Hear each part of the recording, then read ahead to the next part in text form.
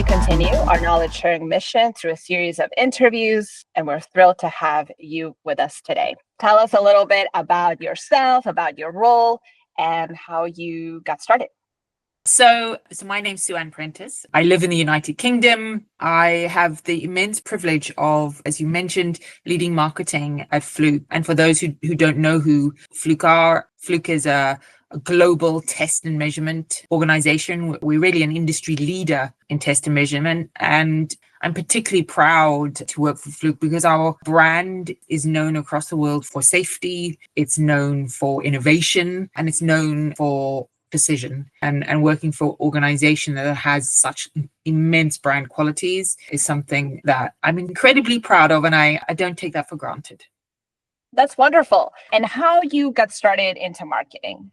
So I grew up in South Africa, and I grew up and I studied in Cape Town. I came to the United Kingdom, and it was always something I'd wanted to do. So I continued a little bit of my studies here after traveling, and I was fortunate to get a very early and just incredible start to my marketing career at KPMG. And I credit a lot of things. I have a lot of things in my back pocket, is what I like to say, Giovanna. And I think I've kind of built that up over the years. But so much of things, it amazes me.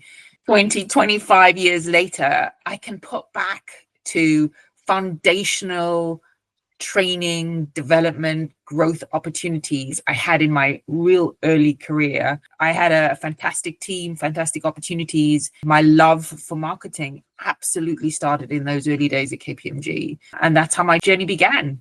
I love that. And I love that you mentioned that the foundations that you still revert to today were built in those beginning stages of your growth in your career.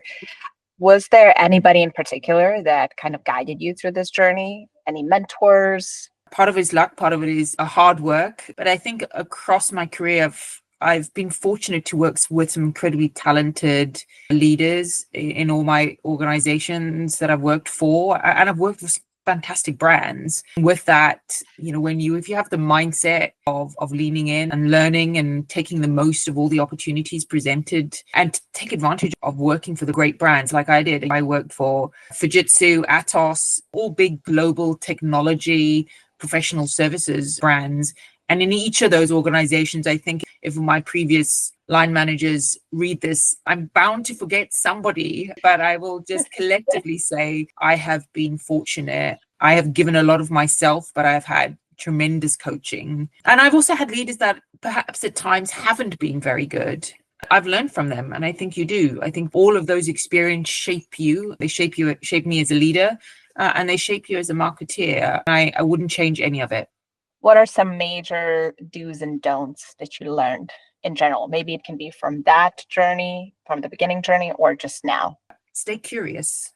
That is my number one advice I would give. Curiosity is such a special thing to have as a marketeer. So that would be my number one. Stay curious. And that's what I've applied through all my roles. And I think that's why I've managed to continue to learn and grow. And particularly to now is improve myself, improve my knowledge. And I think linked to that stay curious is never be afraid to be a beginner at something.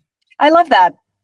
I absolutely love that. And and this is not just saying to relate, but I strongly believe in that because my background is very versatile. And I feel like I've been a beginner in many stages in my life. And still to this day, I love to try different things and new things. So this is a great thing. And I feel for marketing, especially with innovation, with challenges that you're facing today, with AI, you have to kind of stay on top. You have to explore these new avenues and new approaches. Even like we do event B2B marketing, there's always something new that's going on that we can add to our strategy.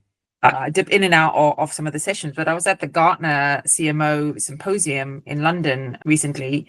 Keynote on day one talked about that marketeers and CMOs were on this epic journey, and they dived into lots of reasons why they called it this epic journey. But to your point, it is around we're just new technology, innovation, AI. There's so many things, and depending on the lens you look at it, some people look at it to the challenges. I see these as opportunities again for us to do new things, to innovate, to experiment, to stay curious.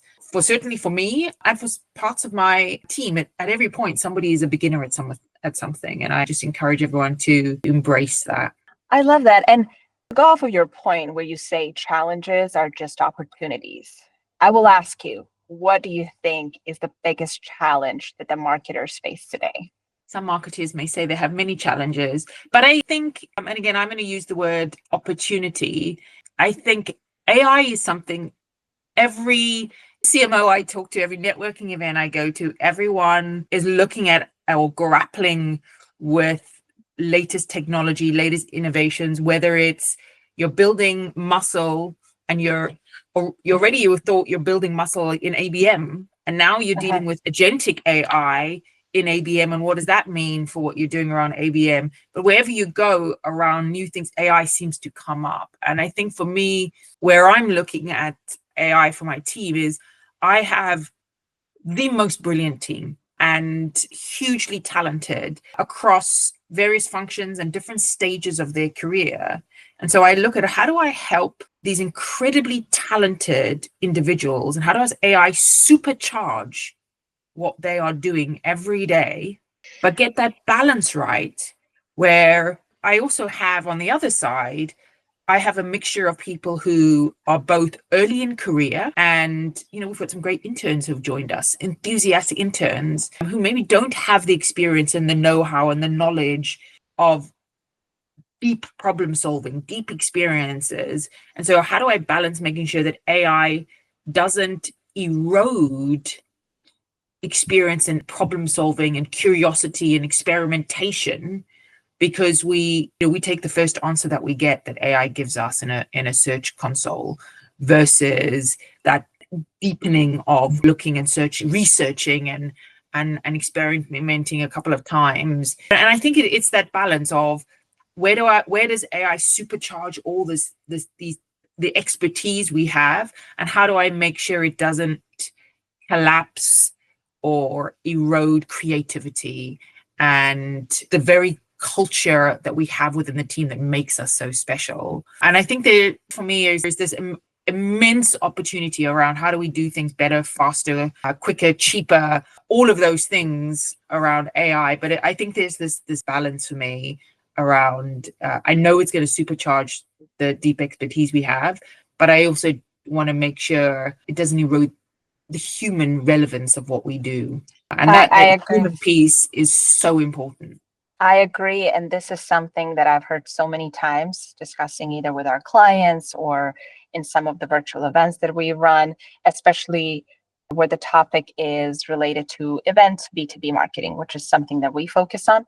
And it was always about how do we balance data, platforms, technology, and then the human touch. And it always comes down to the same conclusion, which you just said. It's how do we approach that? Because human touch, humanity, personality is something that we cannot lose in this.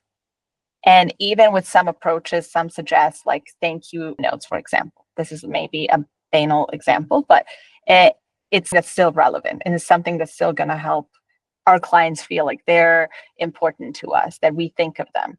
So sometimes going back to the simple things, and maybe like this C component is something that we can never lose touch.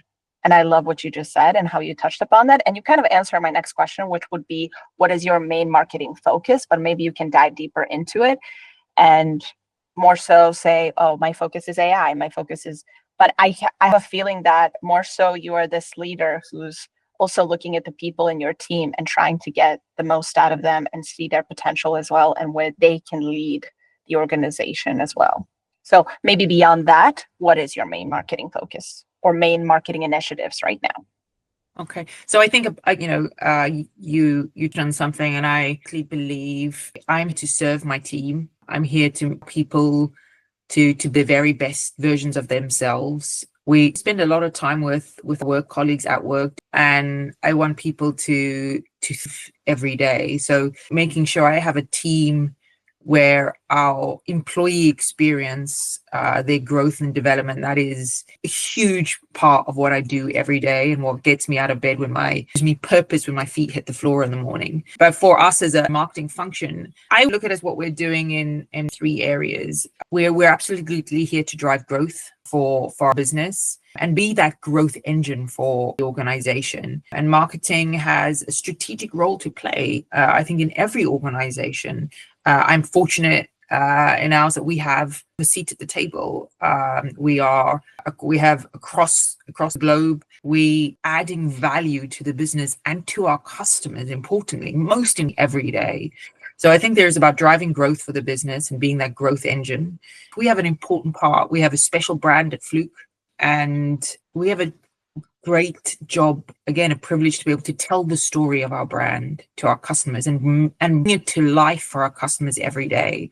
So I see you that, our Fluke brand, we talk about, our qualities around innovation, precision, and safety. And these are very important things that we want to make sure our customers understand every day, because those are, for the customers we serve, having tools and solutions that are precise, that ensure people get home safely to their families every day, that we are, innovation is core to who we are, and we're bringing the very best solutions to help our customers solve their challenges that they have every day. Those brand qualities are important, and we have the joy to be able to tell that story every day. So I think driving growth, telling the story of the immense brand that we have and bringing it to life for our customers.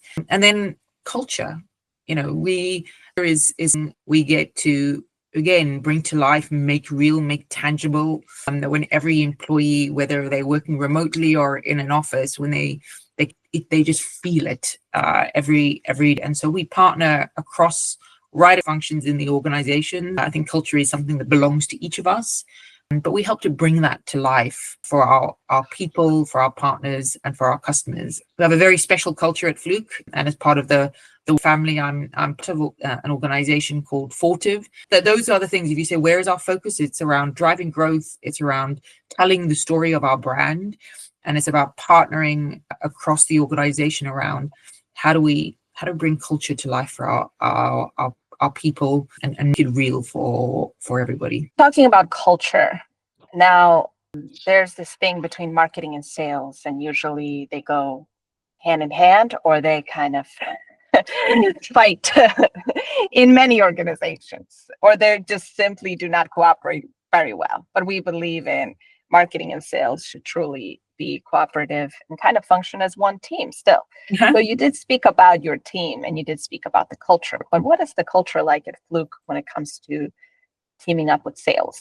I think that in any organization, and all the organizations I've worked in, and again, my colleagues and peers in organizations, I think a bit of healthy tension between sales and marketing is a good thing. Absolutely. And I think it keeps everyone hungry for success and to do the very, very for our customers. And I think within Fluke, that is what guides us. How do we show up for our customers in the very best way? How do we work with our partners to deliver for our customers, again, in the very best way? And so we've worked, in different parts. Fluke is a very big organization and encompasses multiple, almost, I may refer them to kind of as business units. For example, we have a part of our business called Fluke Reliability. So we have a big organization, and so sales sits in across the globe, but we've worked hard on what we call interlock and alignment, because we know that we want to get it right. As in all organizations, I'm sure you have this conversation with everybody. When we get that alignment right, the magic happens. But it does take work, and it's partnership. It takes consistency of execution together. It takes strong communication. But I think we have again, like a lot of organizations, I think I'll still say a bit of healthy tension is good. But I would say we are huge amounts of respect for the disciplines that we each bring to the customer journey. And I think, again, the customers are buying has changed so much. Again, you come back to this journey that we're all on. And so customers demand that, we are tighter across the whole organization, that we make that buying experience more seamless, that we make it as easy as possible for them. And so that really requires sales and marketing teams and sales and marketing and product teams. So in Fluke, that's another big part of us. It's our just sales and product. How do we collaborate together? How do we show up together?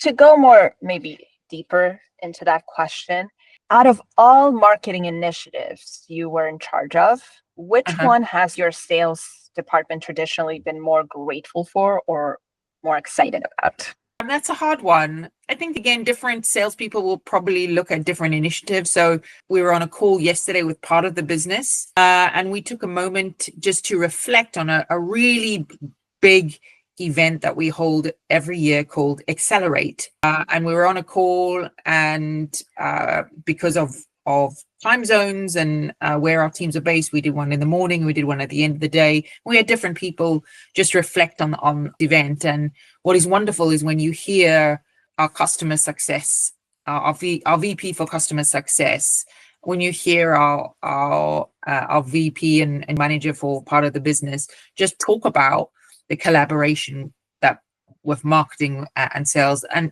about what an incredible job marketing are doing on what is a flagship customer event. It's probably the customer event in Fluke that we has the investment, and this year we had an ROI from the event. And so the fact that I think we apply it with fresh eyes, with creativity, we're constantly looking at how do we make it better for our customers. I think that is not lost on sales. And so that's a very I'm not sure that's necessarily what the best initiative that sales are grateful for, but it's the most relevant one. It's fresh from yesterday. And it was just wonderful to hear again our V for customer success just call out how the marketing organization every year he thinks like, how's it going to get better? How are we going to deliver just an even better experience for our customers? And we do. And so that's a recent example of customer event that we do, and praise and recognition for the marketing team. That's awesome. And it's called Accelerate, right? It's called Accelerate. Yeah. I will definitely. So every year it's this year was Accelerate 2025, and this year we're already working on how do we improve. And we had it in Texas this year, and we're looking at we're about to where 2026 is going to be. But it's like 3 events in one. We have a thought leadership day for certain customers. We have press initiatives. We have training. We have different sessions. We have what we call a reliability lab where customers can go and get their hands on our latest tools and products and services. We have partners who know us as and to the event. It's a few days. It takes a lot of planning. That's awesome. And it sounds like most of the events focus is on larger scale events at Fluke, or do you do no small? We do a variety. I'd say we from some small intimate events, and I know my team are pretty excited. Again, we've some new ones coming up on that front, to webinars, to attending different industry conferences and trade shows. So I'd say we do quite a combination. But I think what's important for us is we work really hard, again, with sales, with our product organization, around making sure that we don't treat events as isolated initiatives. It's not how our customers are engaging with us. It's not how buying. And so we step back and see how do these events help customers in their buying journey, and in terms of the buying decisions that they're having to make, and what do we need to do to support customers before, during, and after events to really make them worthwhile for everyone. And so we're a lot of time really thinking about and strategic in how we approach our events. Actually, you kind of answered my final question already, but maybe I will go into it. Basically, my final question was more related to what advice would you give in terms of wielding the most success through marketing strategy? And when I say most success, I mean in terms of lead generation or engagement. That's a very big question. Let me see if we can maybe break it down a little bit. So lead generation, how do we get the most out of it? I think we got to we got to be very clear on what winning looks like. Be really clear on goals and objectives. Make sure everyone's aligned to it, and that's of what you're doing. I think whether it's a built out integrated campaign, whether it's an event, whether it's a social media activity, whether it's a new piece of thought leadership you're out, whatever the element of the brand to demand or lead generation activity is that you're tackling, make sure we're really clear on what winning looks like. Because very often, I can have conversation with people and they're like, oh, that was great. And I go, but why? Why was it great? Is it because we exceeded on, or equally, the conversation is, oh, I just didn't think that worked. And I said, well, why didn't it work? Well, we didn't do this, this, and this. And I said, but that's not what we said the goals and objectives were. That's not what we defined as winning. So if these are our metrics and we're hitting those, then, I think that making sure everyone has that clarity on what winning looks like is important, but also equally, our culture here at Fluke is very much around continuous improvement and Kaizen. And so I love Kaizen. The first time I read about that was when I was 16 years old, and it was from a Robin Sharma book, The Monk Who Sold His Ferrari. Oh, I love that. Right? It was continuous improvement of body, mind, and spirit. Yeah. Right? Yeah. Kaizen is part of our culture. And so, when things aren't working against your goals and objectives, we have a part of our culture is, it's okay to, we have this fail fast, move on, experiment, put some actions in place and put countermeasures in place and see if they work. If they work, we scale them and we do more. If they don't work, it's okay. We move on and we try something else. But I think unless you know what your KPIs are and what you're going after, what are they're going to move the needle, it's then hard to go, okay, is that working or isn't working, and what actions do we put in place and how do we drive improvement?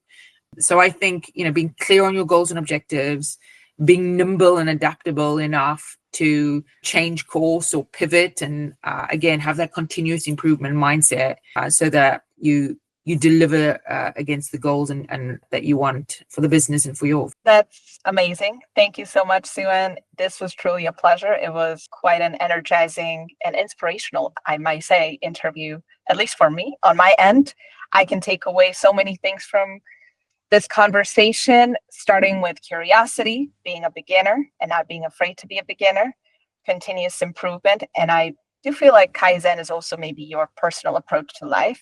Absolutely say it's part of why I love working where I do, because again, that curiosity, being a beginner, continuous improvement, and my, again, when my feet hit the floor in the morning, I want to see how do I make the people that I have the joy of serving every day right across the organization. How do I help them be better? How do I help them to improve? So I think you've summed me up very well. And to end with clarity, how does winning look like? So exactly. I am seriously thankful and grateful for your time and for this wonderful interview and for your knowledge. I do feel inspired as well. And you reminded me of the Kaizen that I kind of left behind me, which is something that I looked into when I was 16 years old. And I was like, oh, this is how I want to approach my life and my career and everything that I do. So this is actually great for me personally as well. I do believe you're quite an inspiration just based off of this interview to your team. You're such a positive individual, and to your son as well. So thank you so much. This was lovely. Thank you so much, Sue-Ann. And maybe let's continue this conversation. Absolutely. You never know. Absolutely. Well, I hope you have a wonderful day.